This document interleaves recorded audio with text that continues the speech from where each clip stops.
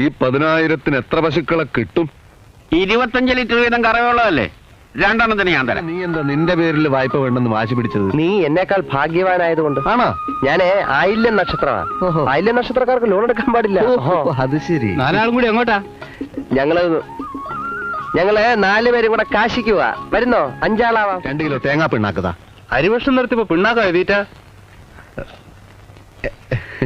പശുക്കൾക്കാ.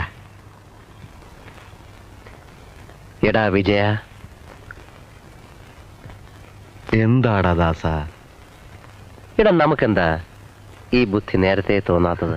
ദാസ, ഓരോന്നിനും അതിൻ്റെതായ സമയമുണ്ട് മോനെ.